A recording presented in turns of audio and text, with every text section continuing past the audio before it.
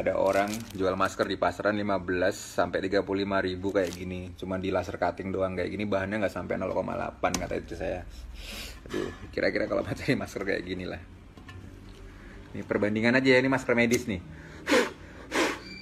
Video nggak mati yang ini. Kita coba yang sensi ya. Sensi aja nggak mati bro, ya kan? Ini terus yang di bawahnya sensi yang 10.000 dapat 3, kalau dapat 5.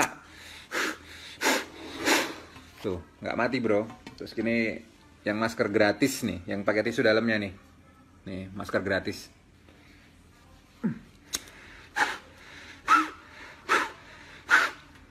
Nggak mati. Kalian coba deh yang ini deh. Harus objektif, kekuatan tiupannya harus sama. Ini barang nggak bener nih. Masa kalah sama yang gratisan.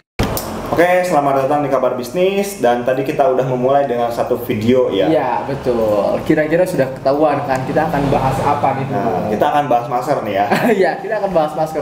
Kemudian juga kan sebelumnya ada Dokter Tirta dengan Deddy Corbuzier ya, ya. bahas tentang masker juga. Itu mencengangkan sih. Ya, pokoknya seperti itu, lihat aja di podcastnya Om Deddy ya. Nah, sekarang kita juga ada sebuah berita dari Detik Finance. Nah, ini buat para pengusaha masker siap-siap. Karena apa? Karena judulnya di sini adalah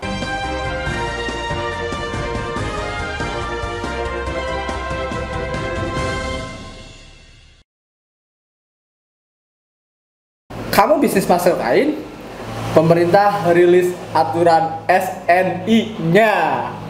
Oke, kita akan bahas masker dari sisi bisnis dan dari sisi sudut pandang yang lainnya nih. Iya, betul. Bagaimana nanti kita juga kasih solusi untuk menghadapi wacana ini. Iya. Oke, kita bacakan dulu beritanya. Sedikit-sedikit. Jakarta, catatan penting untuk Anda yang ingin berbisnis masker kini tak bisa sembarangan. Karena pemerintah punya aturan bisnis masker, yaitu soal standar.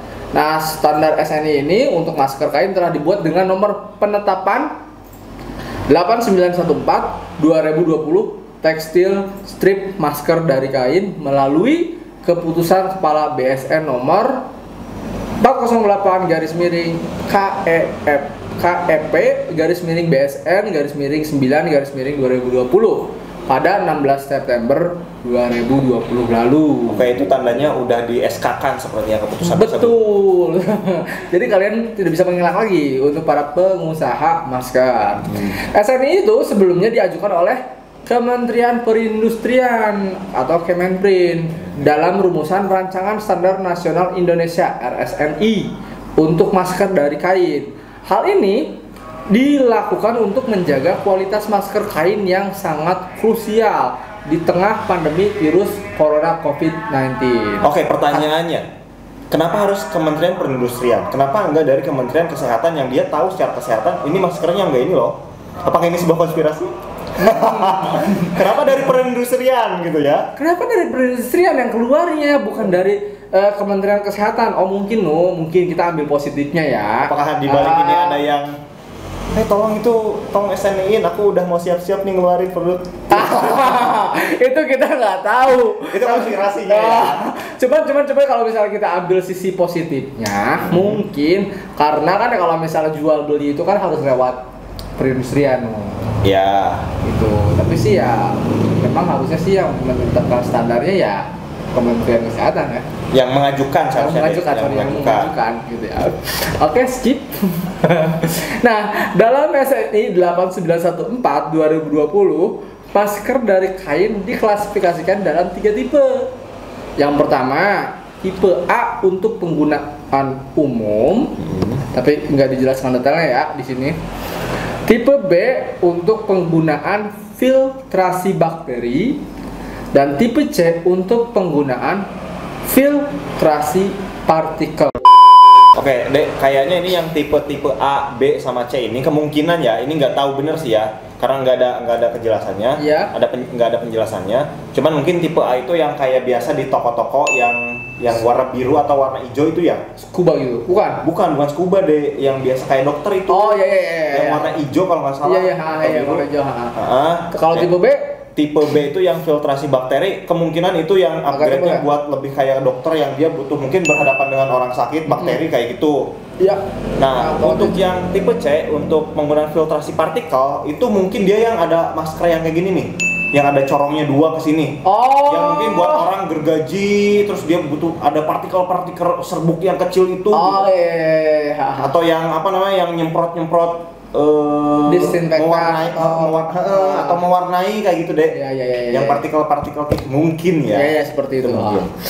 Nah, dilanjutkan lagi, SNI tersebut mengatur beberapa parameter krusial sebagai proteksi. Antara lain, daya tembus udara bagi tipe A di ambang 15 sampai dengan 65 cm kubik dan cm persegi per detik.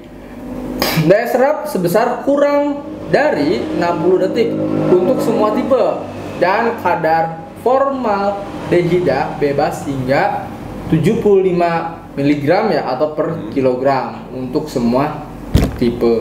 Ya, kurang ngerti sih aku. Intinya seperti itu penjelasannya ya. Silakan diterjemahkan bagi yang ada yang mengerti ya di kolom komentar. Selanjutnya, ketahanan luntur warna terhadap pencucian keringat asam dan basah serta saliva. SNI 894/2020 juga menetapkan kadar logam terekstraksi maksimum, ketahanan terhadap pembahasan permukaan minimum melalui uji siram. Jadi maskernya juga melalui proses uji siram ya. Iya, jadi udah dicuci beberapa kali deh. Iya, udah dicuci beberapa kali. Ada kadar PFOS dan kadar PFOA pada masker kain yang menggunakan anti air serta nilai aktivitas antibakteri minimum pada masker kain yang menggunakan antibakteri. Nah, ini melalui kan ini kan pasti ada sebuah korporasi yang akan membuat masker SNI ya, otomatis gitu kan ya. Bagaimana nasib UMKM yang memang sudah terlanjur membuat masker scuba yang memang tidak SNI? Apakah ada solusinya untuk mereka gitu dari pemerintah? Iya. Di satu sisi sih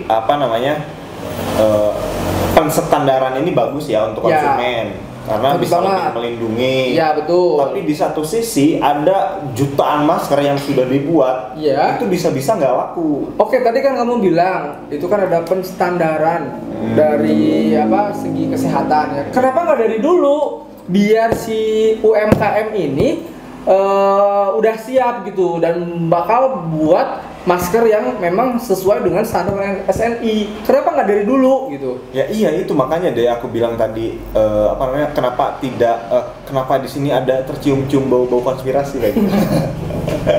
Kenapa baru sekarang gitu? Kayak seolah-olah ini mah nggak tahu ya, ini mah namanya juga konspirasi, teori konspirasi itu kemungkinan bisa salah banget gitu ya. Kayak ada yang udah sok bikin standar ini, aku udah yang sesuai standar ini nih, sesuai dengan standar kesehatan kayak gitu. Kan UMKM belum siap-siap kan ke arah situ kayak gitu. Itu banyak sekali jutaan masker mungkin ya dari UMKM. Oke, kalau enggak mungkin alternatifnya bisa dirangkul tuh para UMKM-nya nu.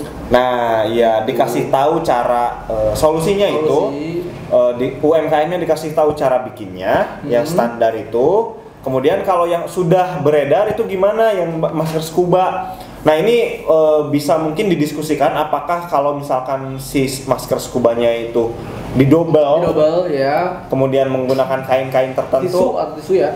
Kayak gitu, apakah itu bisa kayak gitu ya untuk tetap bisa terjual dan tetap sesuai dengan standar ya, gitu. Kayak gitu.